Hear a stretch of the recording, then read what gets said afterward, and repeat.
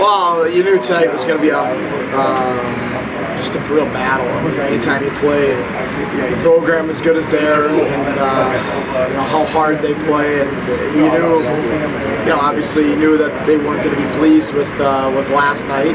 It was going to take a real committed effort on our part to try to pull out a victory.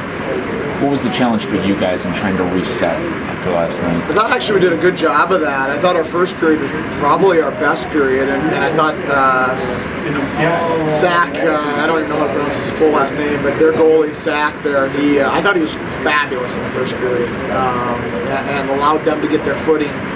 I thought we could have had 2 or 3 in the first, and I liked our reset button. We came in, we're just trying to be real consistent with what we do and how we do our business. So we came in and we do what we do on Saturdays, win or lose. Play good or play bad, we review the things that we value and the things that we measure and the statistics that we value. We show a little bit of video, not a ton.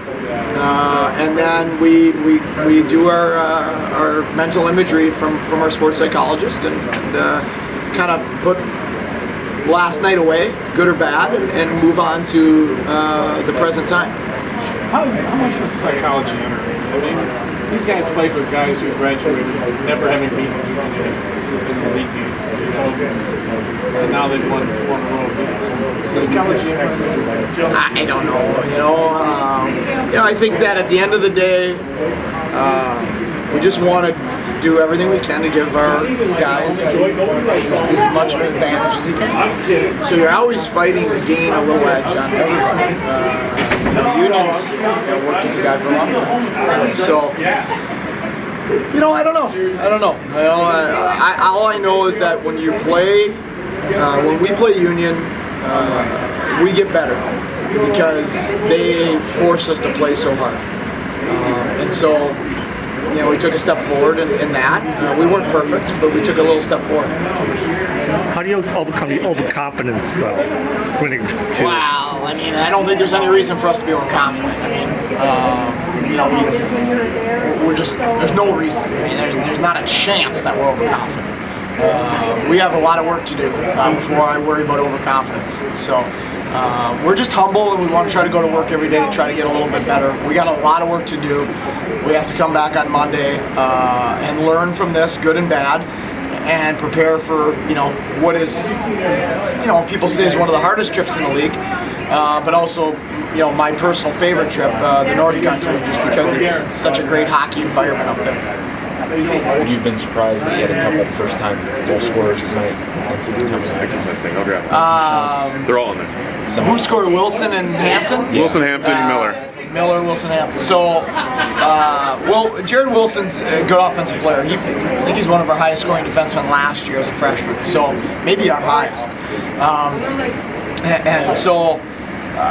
He has offense in him. He's not on the power play right now, more just because we need him to be a 6'3", 210-pound mean defenseman.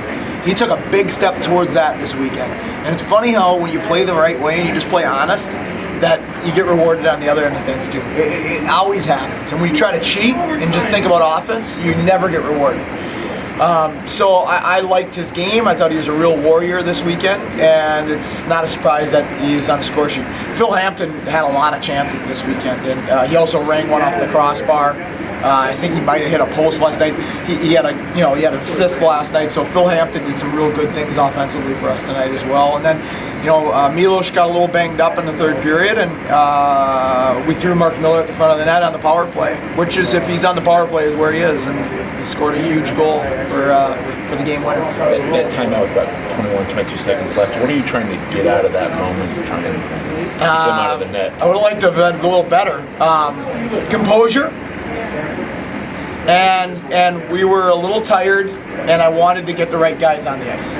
Even though it allowed them to get set, I just believed in the 5 guys I was going to put out there. And Riley Bourbonnais and Jake Wood haven't been out there in that situation before in their career.